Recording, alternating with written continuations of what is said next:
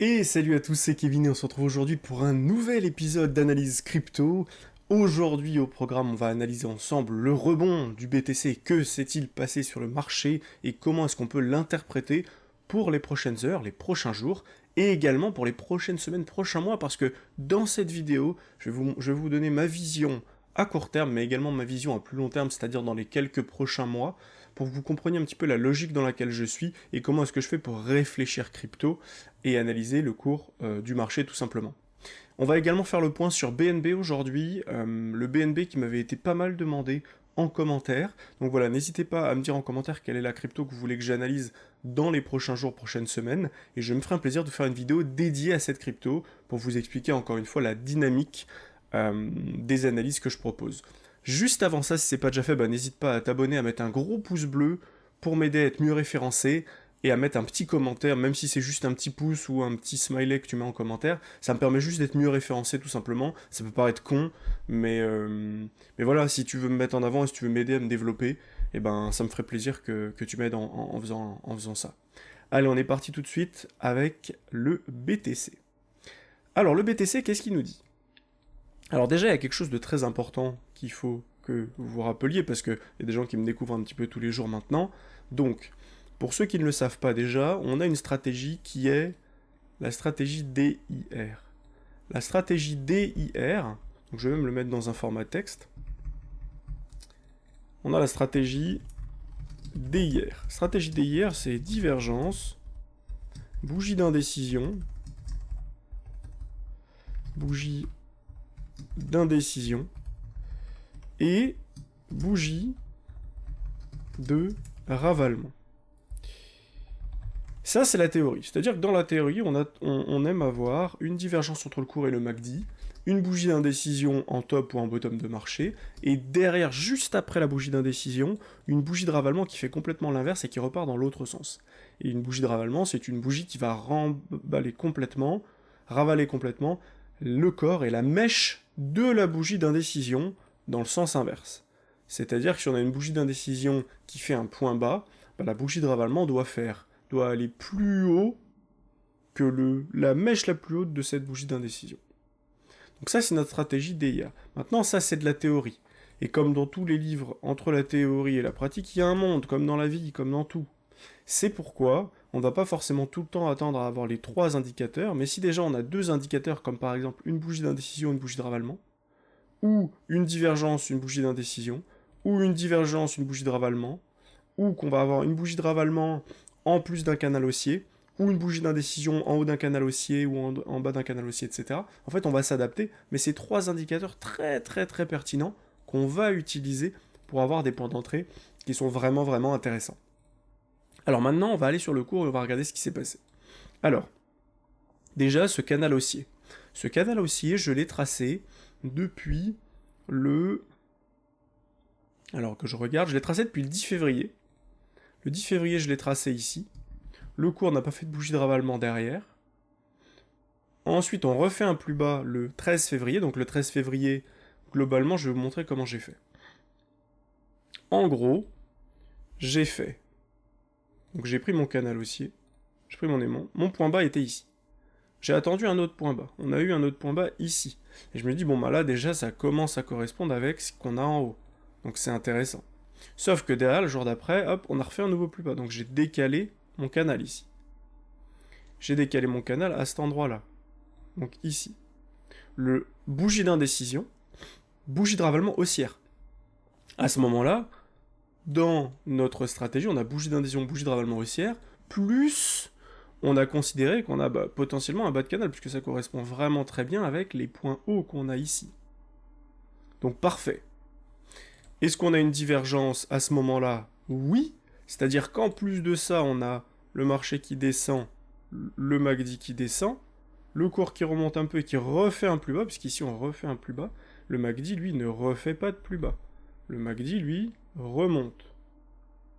Et donc à ce moment-là, on est ici sur le MACD, donc on a une divergence, elle est légère, mais on a une divergence en plus, donc on a un setup vraiment parfait. On analyse potentiellement un bas de canal, on a une bougie d'indécision forte, une bougie de ravalement forte, et à ce moment-là, c'est très simple de comprendre que l'objectif du cours est d'aller en haut de canal. Donc à ce moment-là, on a tracé ça, le cours est comme ceci, à ce moment-là, notre objectif, c'est simplement de faire quoi? De faire un long ici, donc sur la clôture, un stop en dessous de ça, et d'aller viser tout simplement en haut de canal, par ici. On va pas aller tout en haut de canal, parce que on pourrait très bien faire une petite mèche comme ça, et puis pas forcément être pris, donc on va se mettre un tout petit peu en dessous, voilà, genre ici ou là, ce qui va nous faire 9 et quelques % de gain en le nombre de jours qu'il va falloir. Ensuite, qu'est-ce qui se passe? On va regarder. Alors attendez, je vais me remettre comme ça, paf. Ok.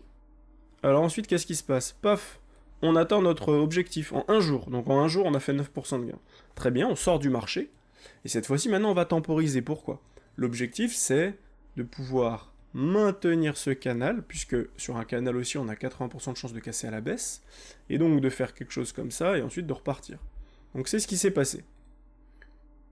On est venu chasser au-dessus, comme d'habitude, on a réintégré, et ici, pendant plusieurs jours, on va rester en haut de canal. Donc là, à ce moment-là, pareil, on pourrait shorter ici, mettre notre stop en haut de la grande mèche, et l'objectif aller en bas de canal. Donc on peut bien sûr étendre notre canal comme ceci, et tant qu'on reste dans notre canal, on est bien. Donc on reste dans notre canal, parfait. Et on voit que ça fonctionnera vraiment très très bien, parce qu'on ira jusqu'en bas de canal, encore une fois, ça fonctionne très bien si on short par ici, par exemple, ou même là. On short là, on met notre stop au-dessus, et on vient prendre encore une fois 8-9% de gain. Ensuite, on laisse le cours avancer, et l'objectif quand on est en bas de canal, on sait que le cours sur un canal haussier a 80% de chance, 70-80% de chance de casser à la baisse, donc à ce moment-là, on va attendre d'avoir une confirmation. Pour l'instant, on n'a pas de confirmation. Si on a un point bas comme celui et ensuite une bougie de ravalement haussière, on pourra prendre un long. Là, c'est pas le cas, on casse le canal haussier à la baisse, donc cette fois-ci, l'objectif, c'est de dézoomer, prendre notre Fibo point haut, point bas, point haut, et de viser les 0,618 juste là. Donc sur le trait jaune ici. On sait qu'à minima, quand on casse un canal haussier à la baisse, l'objectif c'est d'aller récupérer la liquidité du début de ce canal. Parce que les gens qui ont long et qui ont mis leur stop ici ne se sont jamais fait sortir. Donc tous ceux qui ont long là-dedans et qui ont mis leur stop là, se sont pas fait sortir. Donc on va pouvoir les sortir en venant en dessous de ça. Donc premier objectif, première prise de profit, c'est là. Deuxième objectif, deuxième prise de profit, c'est là-dedans. Le cours avance, on prend nos premiers profits, on prend nos deuxièmes profits, parfait. Et ce que l'on attend ici, c'est maintenant qu'on a touché la target principale, est-ce qu'on a une bougie de ravalement haussière? Si c'est le cas, on pourra prendre un long, si c'est pas le cas, on ne pourra pas prendre de long. C'est exactement ce qui vient de se passer. C'est-à-dire que ici, on a un point bas sur notre 0,618, bougie de ravalement haussière, et donc à ce moment-là, on peut à nouveau ouvrir un long, ici, mettre un stop en dessous de la mèche, et on se retrouve avec un profit. Alors le take profit, on va tout simplement se dire, ok, l'objectif maintenant, c'est quoi? C'est de revenir tester le canal, donc juste ici, et soit ensuite de faire quelque chose comme ça, et de se faire rejeter, et de retourner au même niveau que là, ou même pourquoi pas faire ça, ça, et aller plus bas, ou soit ça va être de faire ça, revenir ici, réintégrer, et si on réintègre là-dedans, l'objectif ce sera ensuite d'aller plus haut, ici. Donc, à ce moment-là, on prend un long, on met notre stop ici, et on laisse le cours avancer. Parfait, on est très proche de se faire prendre notre stop, enfin de faire prendre notre take profit. Là, on se fait prendre notre take profit, on sort du marché à ce moment-là avec 9%, le cours continue de monter, c'est dommage, on aurait préféré que le cours s'arrête par ici, pour pouvoir ouvrir un long, mettre un stop en dessous. Malheureusement, c'est pas ce qui se passe, donc c'est trop rapide, donc on laisse faire le cours et on ne fait rien. Ensuite, on sait tout de même que à ce moment-là, l'objectif c'est d'aller en haut de canal. Mais vu qu'on est déjà ici, c'est compliqué, il faudrait mettre notre stop en dessous. Enfin, j'en ai déjà parlé avec des élèves. D'ailleurs, si ça t'intéresse de rentrer plus en détail dans les stratégies et de comprendre concrètement comment faire pour investir et pour trader, que ce soit en daily ou que ce soit de manière beaucoup plus quotidienne, en 5 minutes, 15 minutes, 1 heure, prends rendez-vous avec moi et je t'expliquerai concrètement quelles sont mes stratégies, quelles sont mes méthodes d'apprentissage et d'accompagnement pour t'aider au mieux à devenir indépendant sur le marché des cryptos. Donc on se retrouve ici, on vient récupérer la liquidité, et à ce moment-là dans la journée, alors je vais enlever ça, hop, hop.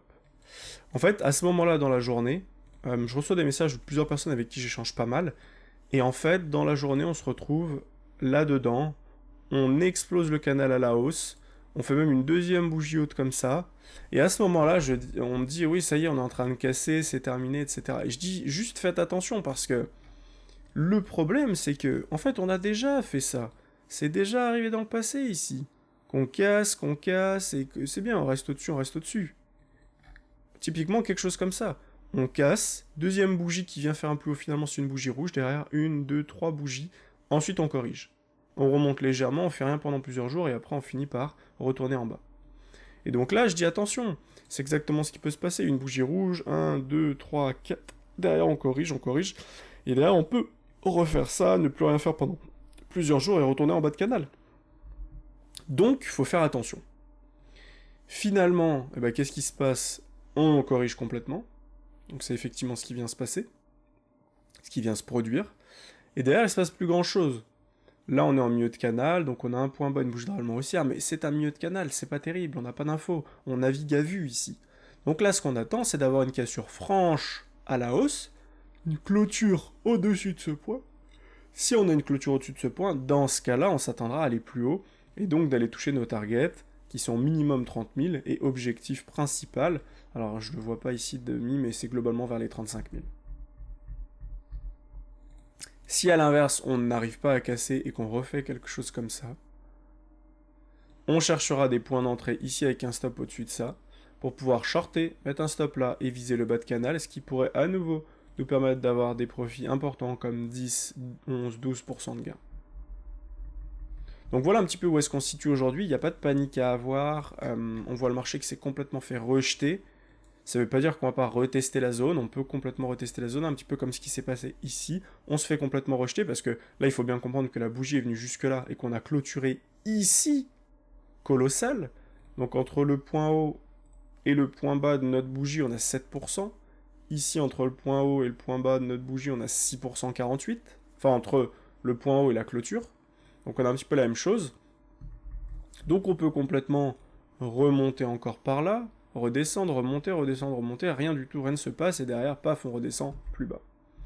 Donc voilà ce qu'on peut imaginer pour l'instant. En weekly maintenant, on a complètement sauvé notre marché, c'est-à-dire, on a complètement sauvé notre marché, c'est-à-dire que sur notre mini rallye haussier, on considère à partir de maintenant qu'on est en mini rallye haussier sur ce W, et que l'objectif, c'est d'aller sur les 35 000. Donc ici. Très bien. Mais comment on sait si on est toujours dans le rallye ou pas? Eh bien, on va prendre notre point bas, notre point haut. Enfin, sur chaque point haut, en fait, on va vérifier si ensuite la correction est allée en dessous des 0,38,2 en weekly. Ici, on a un point haut. Derrière, on a une correction. On casse les 0,38,2, mais on réintègre. Et on clôture au-dessus des 0,38,2. On clôture au-dessus des 0,38,2. C'est important, les 0,38,2 sont ici. Est-ce qu'on clôture au-dessus? Oui, finalement. Alors que dans la semaine, c'était galère. Hop, on touche notre 0,38,2 et paf, on réintègre. Enfin, on touche notre 0,38,2 par là et on réintègre complètement les 0,38,2 et on clôture au-dessus. Donc c'est parfait, c'est très bien. Maintenant, en weekly, on est hyper bullish. Parce que on a fait notre W. On est monté, divergence, on a besoin de corriger, on corrige, on fait quasiment un pullback sur ce niveau. On touche nos 0,68 de cette montée, parfait. Derrière, on refait une bougie de ravalement haussière pour l'instant, attention, on est que mercredi. On fait un point bas, bougie de ravalement haussière pour le moment. Si ça clôture au-dessus de ça, dans ce cas-là, ce sera une bougie de ravalement haussière, et ce sera extrêmement positif pour ensuite continuer de monter dans les prochains jours, prochaines semaines. Ce qui pourrait nous permettre d'avoir une fin de bull run pour fin avril, début mai. Faire quelque chose comme ça. Et monter. Et ensuite recorriger pour la fin d'année 2023. Tout simplement. Donc voilà un petit peu ce qu'on peut imaginer ici. Mais en tout cas en weekly c'est très très intéressant, très bullish. Et les signes que l'on vise, c'est simplement on prend notre point haut sur notre cours ici, notre point bas sur notre cours ici. On vise les 0,38,2 qui sont donc juste là que j'ai tracé en jaune. En cas de cassure des 0,38,2, l'objectif c'est de toucher les 0,61,8. On peut également tracer un Fibo, toujours le point bas, mais tracer le milieu de notre hausse, c'est-à-dire on a eu de notre baisse, on a eu une première baisse, une remontée, et là on a cette baisse-là qu'on peut analyser. Et cette baisse-là, on peut l'analyser avec les 0,618. 0,618 qui sont, bah tiens, 0,618 juste ici, au même endroit que les 0,382 du plus grand mouvement. Les 0,618 sont là. Et si je déplace mon Fibo, les 0,382 sont au même endroit. Donc une zone de convergence. Parfait.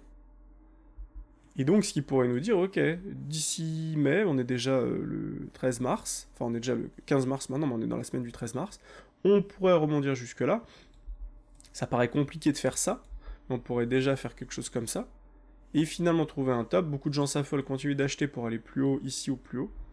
Et finalement on corrige, et on va complètement faire un point bas, où on vient faire un double bottom, comme quelque chose, hop, on vient par ici, vers les, je sais pas, on pourrait venir vers les 20 000 par exemple, refaire ce ici double bottom, puisque là on a quand même posé un V bottom, tous les V sont menés à être testés, donc ici on pourrait simplement faire un V, remonter, puis redescendre plus tard, et venir retester ce V bottom pour en faire un beau W weekly, comme ceci, tac tac tac, on se maintient ici, on fait des petites mèches, et derrière on rebondit en 2024-2025. Donc voilà un petit peu ce qu'on peut imaginer pour l'instant sur le BTC, et tant que les choses ne sont pas amenées à changer, il ne faut pas s'affoler, il faut rester dans notre plan, et quand vous avez des journées extrêmement rouges comme ça, il faut simplement prendre du recul et comprendre, ok, la hausse vient depuis quand? La hausse vient depuis ça. La hausse vient depuis ici, je mets mon point bas, mon point haut, je regarde les niveaux, bon bah on a une grosse chute, on est par là, mais en fait c'est complètement normal, l'objectif c'est d'aller au 0,68. Donc on peut s'arrêter là, et on voit que c'est exactement ce que ça fait, une belle mèche, et derrière on a un rebond, donc on n'a toujours pas à s'affoler, et tout se passe normalement. Pareil dans l'autre sens, on est en train de faire une journée verte, c'est très bien, mais attention à la clôture, tant qu'on ne clôture pas au-dessus de ce canal, et globalement au-dessus de ça à ce moment-là, c'est pas positif. Et là maintenant, tant qu'on ne clôture pas au-dessus de ça, ce ne sera pas positif. C'est simplement de la chasse au stop, c'est-à-dire, on est venu en bas pour chasser tous les longs, on les a sortis, pendant qu'on a baissé, il y a plein de gens qui ont shorté, qui ont mis leur stop au-dessus de ça en se disant, bah ça y est, on a fait le top, maintenant on va direction 20 000, 15 000, 10 000. Du coup, grosse réaction, gros short squeeze, on vient sortir tous les shorts récents et on vient les sortir jusqu'à cette mèche. Maintenant que c'est fait, on peut à nouveau réintégrer et refaire quelque chose de classique comme ceci et reconstruire un graphique sain avec tous les zigotos qu'on a sortis avant. Sur Ethereum, pas grand chose de plus à dire, on a fait exactement la même chose, on a corrigé, réaction, point bas, bougie de ravalement haussière, et derrière, on vient chasser tous les stops, on clôture en dessous également, pareil, donc rien de plus à dire. Sur BNB, qu'est-ce qui se passe sur BNB? BNB intéressant, par contre, on voit que sur BNB c'est exactement pareil, c'est-à-dire on a des points hauts là, là, on est venu chercher la liquidité ici, derrière on réintègre, on vient plus bas pour dégager tous ceux qui avaient long ici. Maintenant sur BNB, ce qu'on voit c'est que ce niveau, on a posé un sorte de V-bottom ici, donc on pourrait venir le retester. Est-ce qu'on a déjà retesté avec ça, ou est-ce que c'était peut-être un peu trop haut, ou est-ce qu'on ne viendrait pas faire plus tard quelque chose comme ça? Pourquoi pas. Donc voilà ce qu'on peut imaginer ici sur BNB. Pour l'instant, c'est de la consolidation. Si BTC casse à la hausse, alors sur BNB, on imaginera un rebond. On a déjà testé les 0,382 sur BNB. On pourrait s'attendre à un rebond plus fort. Mais déjà de venir retester les 0,382 et ensuite de venir potentiellement sur les 0,618 à 59%. Donc on prendra des profits sur les 0,50 à 440 $, et ensuite on prendra des profits sur les 500 $, donc un peu avant, vers les 450, 470, 480 $, pour ne pas arriver sur le chiffre psychologique des 500, parce que plein de gens vont mettre leur stop à 500, enfin leur take profit à 500, et donc vous risquez de ne pas faire prendre votre take profit. Enfin sur le S&P, c'est plutôt mitigé. Pourquoi? Et c'est pour ça qu'on se permet sur BTC de ne rien faire tant qu'on est dans ce canal. Pourquoi? Parce que sur S&P, on n'a pas grand-chose. La seule chose que l'on a sur le S&P ici, c'est une correction, un rebond, une correction. On fait des plus bas, on rebondit sur le S&P. Point bas, bougie de ravalement haussière. Ça, c'est positif. Ce qui est négatif maintenant, c'est d'avoir sur cette trendline retester, réintégrer cette trendline ici. Le jour d'après, on est resté dans la trendline là. Ici, on s'y extrait rapidement, mais attention, à ce que ce soit pas simplement un réintégration de trendline, on reteste et finalement on se refait rejeter. Donc on a besoin de quelques confirmations. Vous voyez, quand j'ai beaucoup de certitudes comme ici, cassure, on va en bas, bougie de ravalement haussière, on va en haut, c'est facile pour moi. Là par contre, je trouve que c'est plus compliqué, qu'on a plus d'incertitudes. On peut très bien avoir juste chassé de la liquidité et repartir en bas, ou on peut simplement vouloir casser, on s'est fait rejeter une première fois, mais c'est simplement parce que les vendeurs étaient quand même nombreux. Et maintenant qu'on les a dégagés, qu'on a eu un effet rebond technique, maintenant on va pouvoir repartir. Donc on attend d'avoir une certitude et on fera plus de choses sur le marché. Voilà, j'espère que cette vidéo vous a plu, vous a apporté pas mal de conseils précieux techniquement et émotionnellement aussi. Si c'est le cas, n'hésitez pas à vous abonner à la chaîne YouTube et à me dire ce que vous en avez pensé en commentaire. Je vous souhaite une belle journée et je vous dis à très vite pour une prochaine vidéo. Ciao ciao.